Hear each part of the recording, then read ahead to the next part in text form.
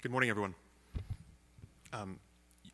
Yeah, good morning. You know you're speaking to a group of art dealers and not artists when your call time is 6:45.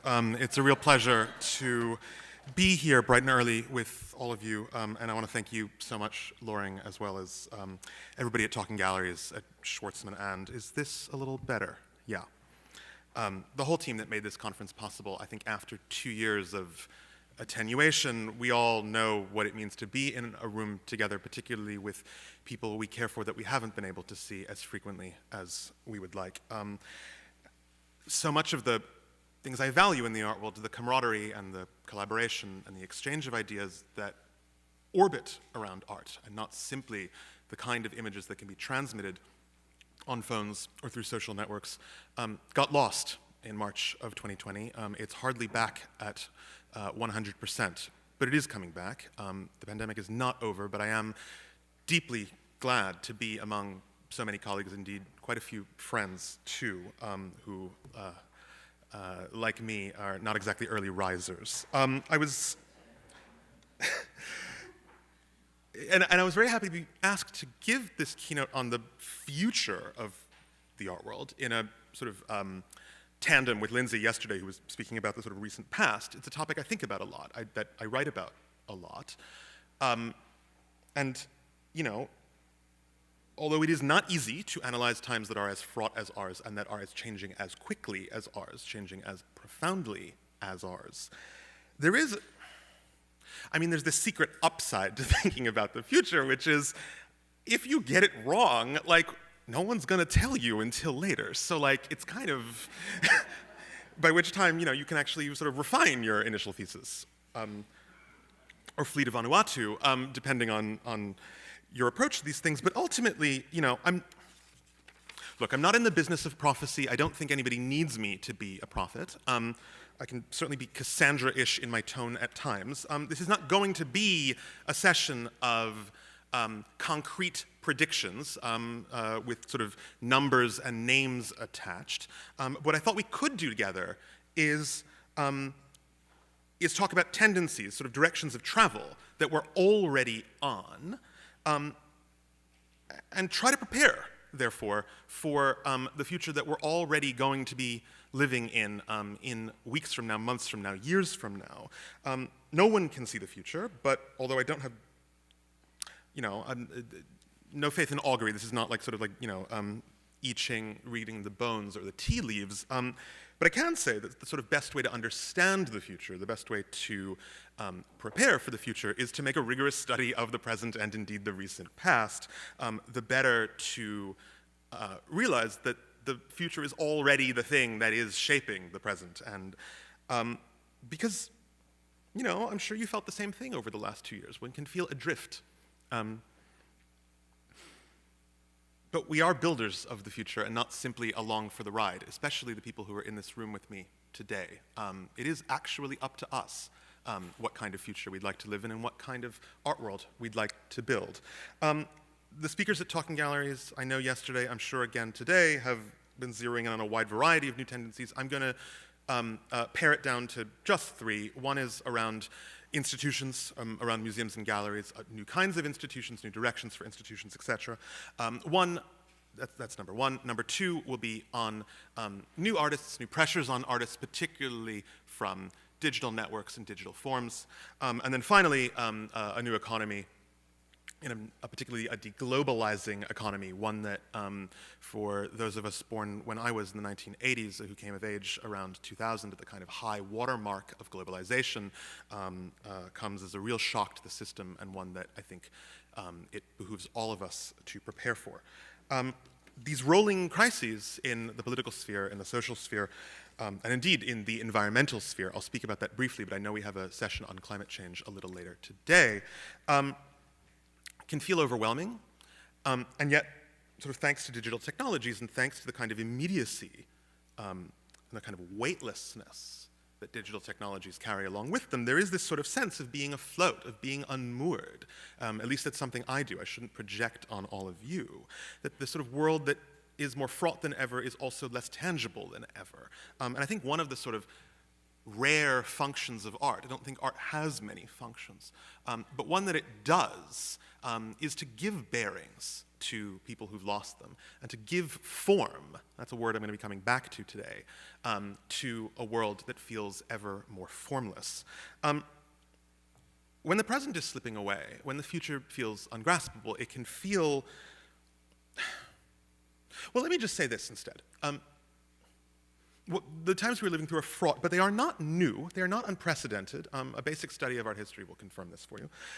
And not the sort of situation that ought to preclude hope in the future.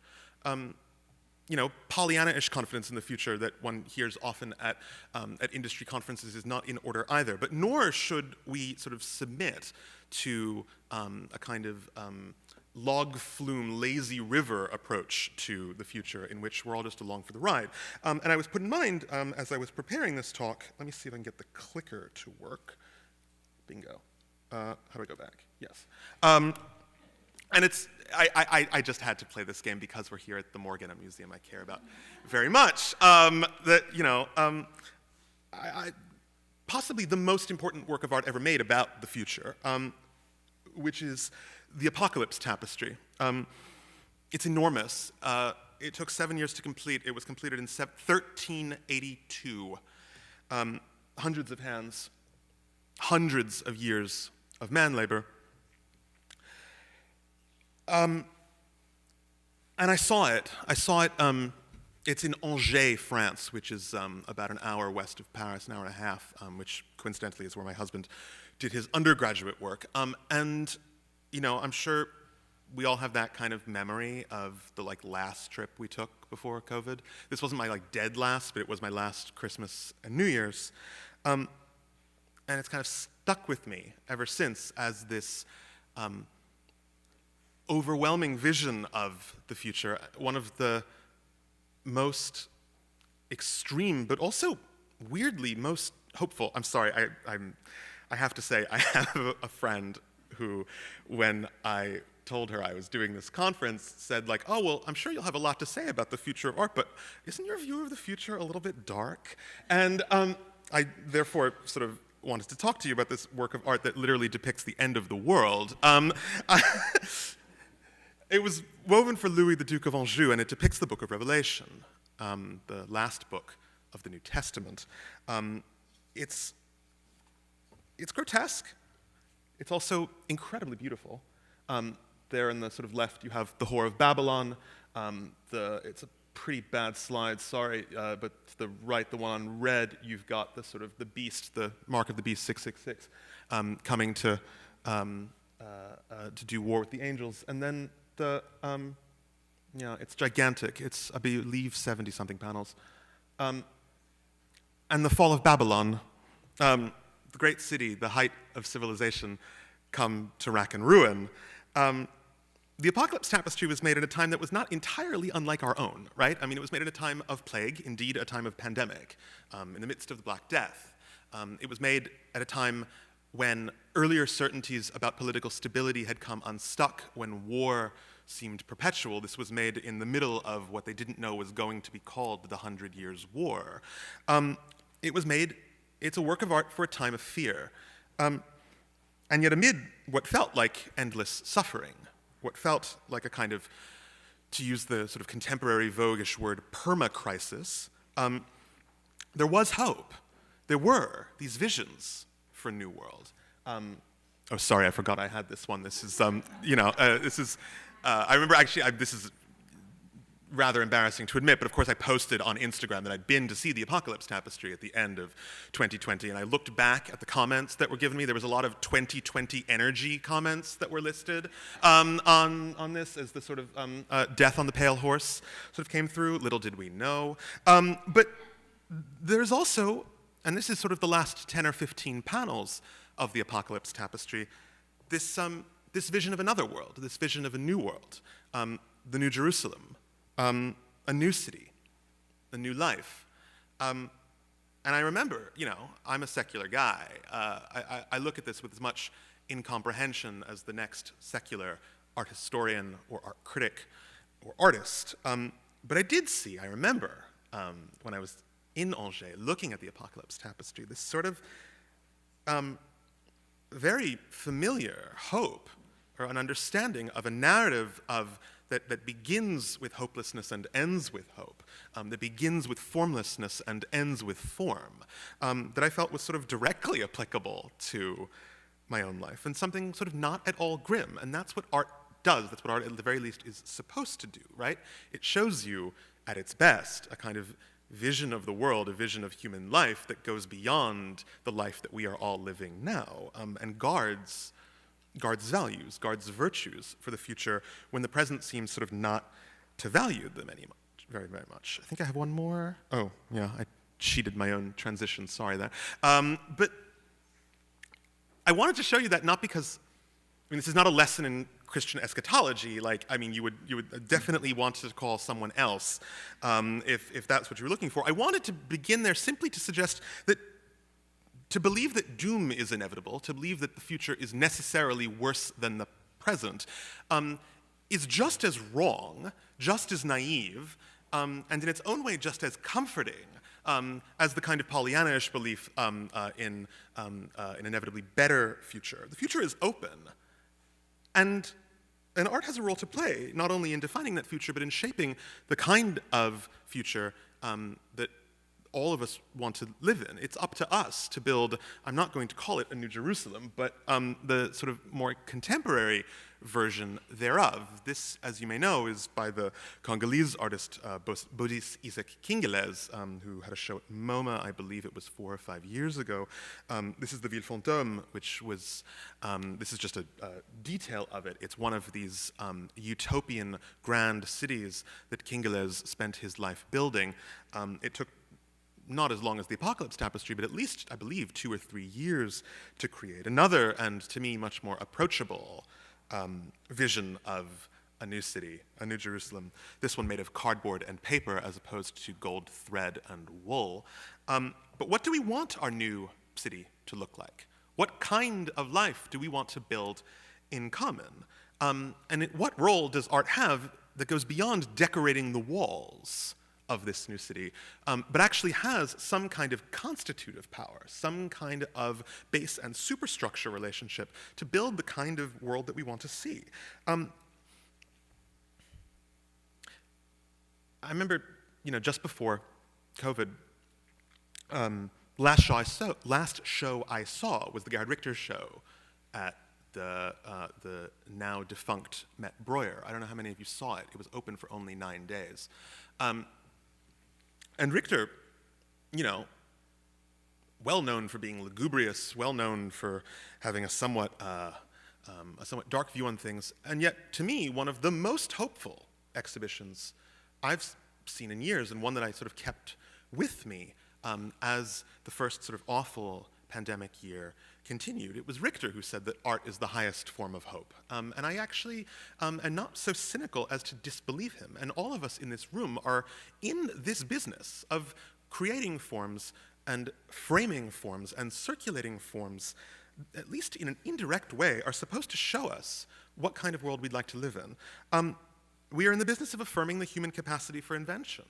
And this at a moment when we find ourselves almost crippled by our screens, lost in a dark forest about what kind of forms we'd like to live in.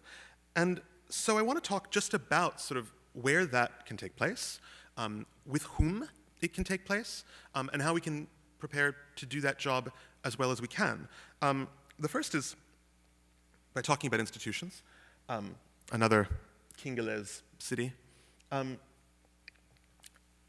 The pandemic had at first sort of seemed to call time on the sort of building boom around new museums and new galleries that I think all of us remember from around 2017, 18, 19.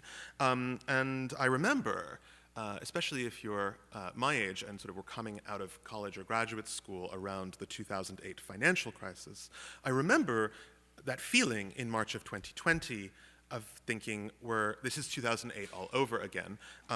We all know, of course, that was not the case, and that while the markets swooned in March, they had recovered quite substantially by, I guess, around June. we are once again here in 2022 facing yet another moment of sort of institutional boom. There are, off the top of my head, no fewer than 4 major museums that are opening this year, including the extension to the Art Gallery of New South Wales in Sydney that Sanaa is doing. There is the National Museum in Oslo. There is the ultra controversial Palace Museum in Beijing, from Beijing, that is opening in Hong Kong and arrives at a particularly sensitive moment for Hong Kong. There is the decades in the making Grand Egyptian Museum that's opening outside of Cairo, and if any of you saw any of the sort of King Tut touring exhibitions, you will never see that again, because all of that is going to this quite literally pharaonic museum in Egypt. Closer to home, expansions at LACMA, expansions at Philly, a new building for the Studio Museum, and most recently the announcement that the Metropolitan Museum of Art has confined to Frida Escobedo, a Mexican architect, quite young Mexican architect, the rather daunting $500 million project of a new wing for modern and contemporary art.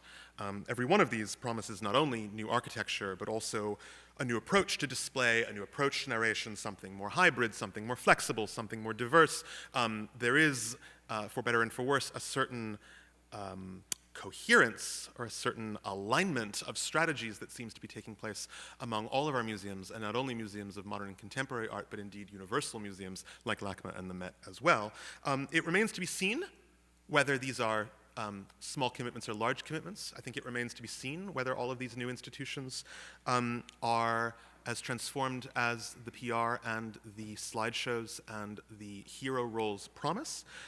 There is also, of course, the question of unionization that, for those of you who are not from New York, you may not know, has roiled quite a number of art museums here, at the New Museum most recently, and then just last week outside the opening of the Whitney Biennial, protests around pay and around working conditions at the Whitney.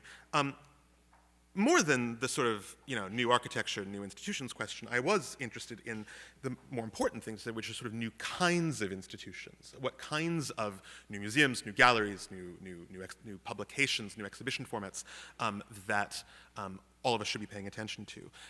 With the long-delayed and not entirely complete question of deaccessioning, particularly the deaccessioning of art from West Africa in former museums of colonial ethnology. We have the rise also in West Africa, in particular, of new museums like the Musée des Civilisations Noires in Dakar, or like the now under construction Museum of West African Art in Benin City in Nigeria, also being built by David Adjaye, which promise, in a rather interesting way, I think, to be universal museums in Africa rather than museums of African art.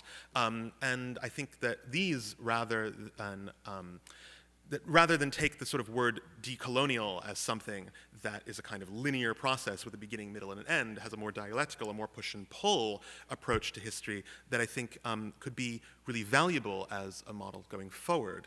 But also, for every exciting new museum, there is also a place like Newfields, formerly known as the Indianapolis Museum of Art, to say nothing of the Museum of Ice Cream, the sort of Van Gogh immersive exhibitions, who sort of put visual art to one side and have found in sort of petty amusements, light shows, cotton candy, organic beer brewing, and the like, something that seems to be drawing audiences that are even larger than the audiences for art. What does that mean for curators, for critics, for dealers, going forward?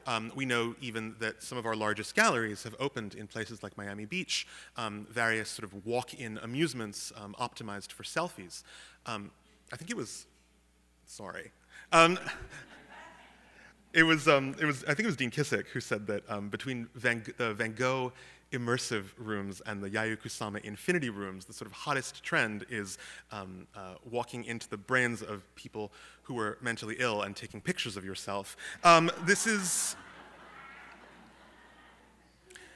a tendency that isn't going away, but there are, sort of at the outskirts, away from the sort of central nodes of large-scale museum construction and large-scale amusement construction, places like new art schools, like Open School East in, well, it was formerly London, now they've gone out to they've gone out to the coast, I think it's Margate, a new kind of art school imagining ways that people can get art education without going deeply into debt. New magazines, new forms for criticism, like the ultra-scrappy Manhattan Art Review, which some of you may know, which is literally in its design nothing more than like a notepad page without a single image thereon, and that are sort of fulfilling roles that used to be fulfilled by a place like the New York Times. We publish less criticism than we did before, to say nothing of the kind of sort of penny anti-moralism of a place like Hyperallergic. You know, a place like the Manhattan Art Review is doing really interesting work. And also quite a bit of criticism that's moved onto Instagram, for better and for worse. New galleries, places that feel a little, you know, I'm sure you've all heard the sort of crisis of the mid-tier gallery. I'm not here to recapitulate it, but I am interested in a younger, scrappier generation here in New York of places like Lomax in Tribeca, of places like O'Flaherty's, the sort of return of the scrappy and sometimes artist-run space as a pressure valve, as a kind of escape from an ever more professionalized, ever more financialized art market. And indeed of dealers and art galleries that kind of oscillate between the two. A place like Ramekin that Mike Egan runs in Bushwick, and that can interface with somebody like Meredith Rosen on the Upper East Side. You know, in addition to the space in Brooklyn, there is the space just off of Fifth Avenue. In the kind of easy division, I think, that we used to have between the behemoth and the scrappy upstart is not as tenable as it used to be, in ways that I find sort of quite exciting. There's also, you know, I'm old enough, it's embarrassing to admit, I am old enough to remember when people bashed Chelsea for having too many galleries, and that it was a feedlot, it was a shopping mall, who would want to experience art, and you know, little did we know how lucky we were to be able to have the kind of concentration of new art and the kind of ecosystem of dealers in free exchange that, you know, we really lost in 2020, and that I'm happy to see coming back not only in Chelsea, but indeed in Tribeca. I want to talk also about Well, you know, one of the things that we learned from COVID is that a lot of these galleries knew their missions and did pretty good once the sort of first immediate crisis was gone, and were able to pivot from being something that was principally brick and mortar to being something that took place through WhatsApp and through Instagram and through email, and have now found a sort of rather impressive hybrid model. Those of us who knew our missions were able to be nimbler, I think, than those of us who thought that what we really did was we sort of offered people a date night, or we offered people a place to store capital. The adjustment of the art market to sales online went well in some ways, better, I think, than a lot of us had predicted in 2020. I think it ultimately showed that the problems with selling art online were less infrastructural than they were imaginative, right? Less infrastructural than they were narrative. And the question of living online and of the kind of digital addlement that I think a lot of us are trying to make sense of as we think about art in the 21st century and art institutions in the 21st century is one that I think COVID has been a really valuable education for. I think it taught a lot of us what we can live without and what we can't live without. That certain kinds of digital transmission can be lower resolution than we thought. You know, I remember in the beginning of the pandemic, a certain number of galleries were introducing sort of grand VR experiments and extremely robust forms of sort of 3D projection. It turned out a PDF would do just as well. I promise I won't make this too long. I do feel obliged to say a brief word about NFTs. I don't know if we have an NFT crowd in the audience. As I wrote last year, I think a lot of the discussion around NFTs and around crypto more generally has drawn quite substantially from the rhetoric around modern art, around the sort of modernist figure of the artist as the kind of free individual who has been constrained by institutions and is now sort of going to be finally unleashed from the sort of evil, corrupting, Babylonian, indeed, institutions. And yet, we have seen over the last years, this is not the case, right? right? That wealth and public attention that has accrued around NFTs could not be less free, could not be less inventive. It's like this kind of, if Adorno were born again, he would die a second time to sort of see the sort of perpetual regurgitation of kind of like Marvel Comics forms and sort of Marvel-level morality that sort of accrues around these things. It isn't to say that there aren't brilliant works being done in the digital sphere. People like Ian Chang, people like Neil Blufeld. Of course there are. With a couple people in this room, I was just in Dallas and Fort Worth, and I went to the Fort Worth Museum of Modern Art, which has this gigantic Cause statue now that is overlooking the reflecting pool that Tadao Ando built for the Museum of Modern Art. And I looked at this Cause, and I was like, this guy is Donatello compared to some of the stuff that I've been seeing on my phone over the last year, right? Like, I mean, and I'm sorry. I mean, Beeple himself looks like a kind of little master compared to the Bored Apes Yacht Club. I mean, and people send me, I'm sure your inbox looks like mine, right? Like, I mean, it's, insofar as the blockchain does not actually capture art itself, insofar as the actual NFT still requires a system of beliefs and all of our participation, I think it's therefore important to insist that NFTs are a social and not a technological phenomenon, and one therefore that all of us in this room have a role to play in either reshaping or just outright rejecting. But what has made the very idea of the NFT possible in the first place is what you're looking at here on the right, this sort of radical loss, the permanent loss of elite institutions' monopoly on readers' attention and on art viewers' attention. That it's reception where the real change in how we see art has taken place, not production, right? It was Claire Bishop a couple of years ago in Art Forum who wrote, that the digital revolution in visual art had not come, and why had it not come? Well, it's come now, it just hasn't come in the studio, right? It came in the screens that all of us are carrying in our pockets right now.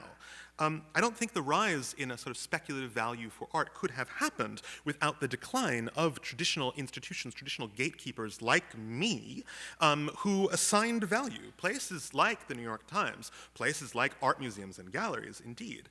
And is there a future for criticism, a future for connoisseurship in the more general sense?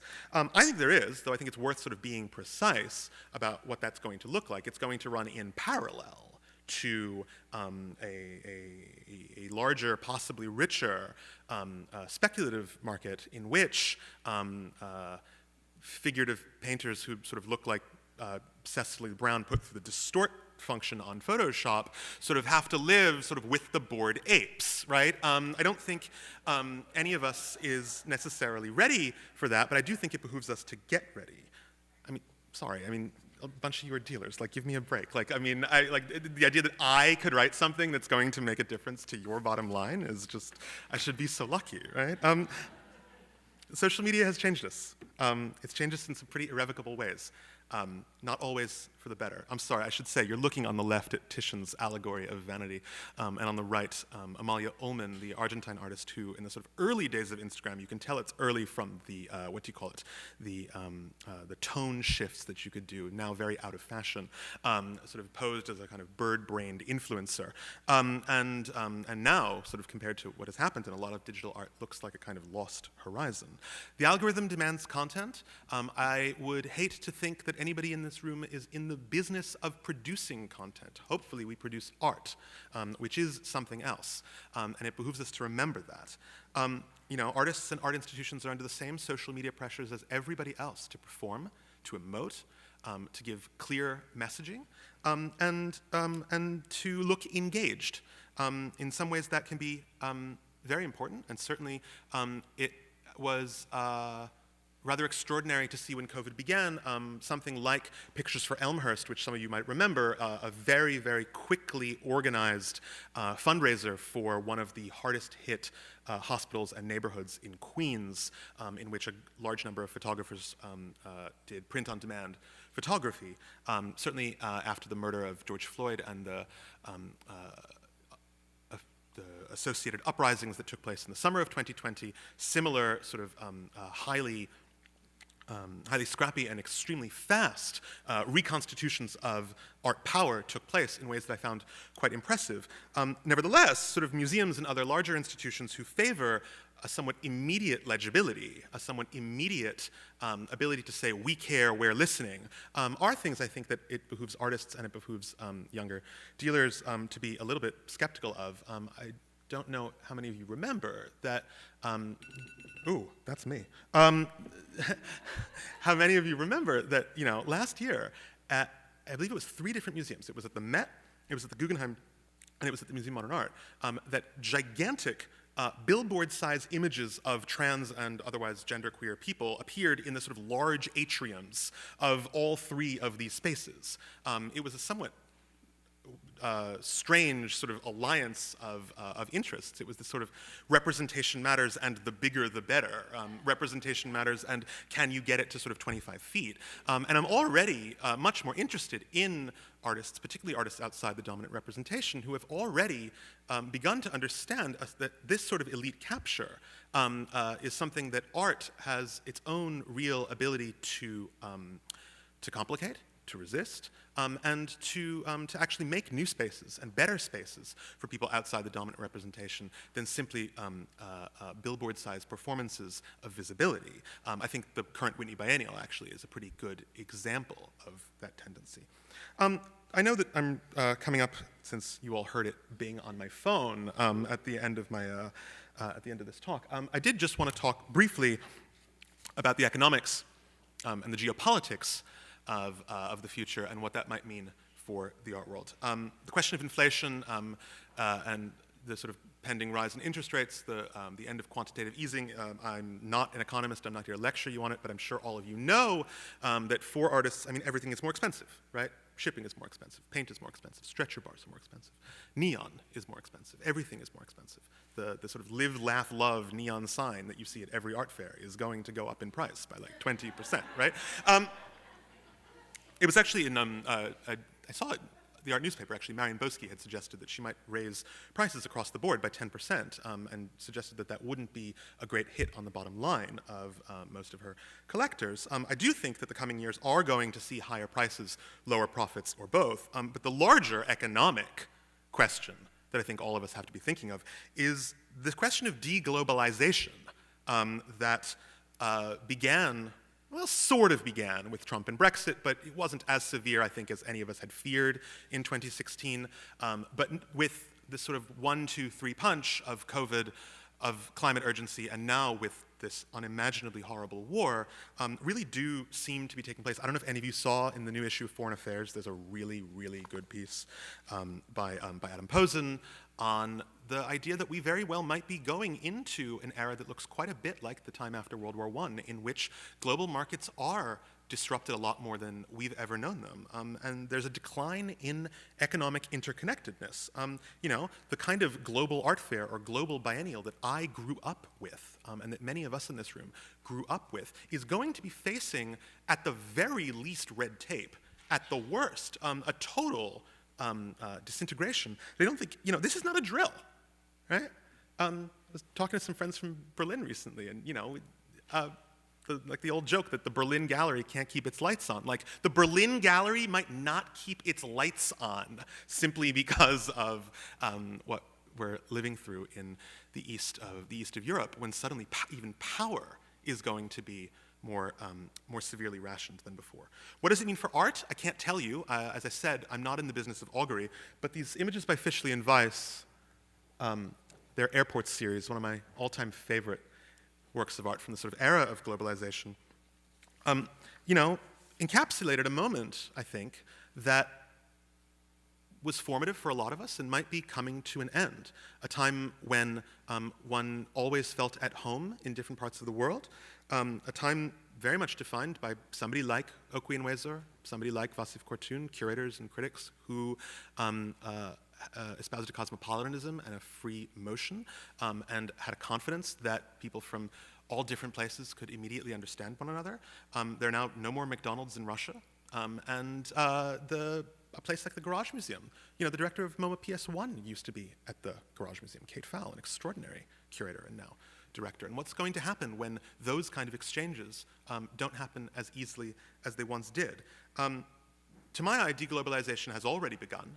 The last year was the Sao Paulo and Guangzhou biennials, which had substantially less impact, this is a COVID story too, than they have in the past, and there has been a kind of re-regionalization of art and of art exhibitions that I think I worry about.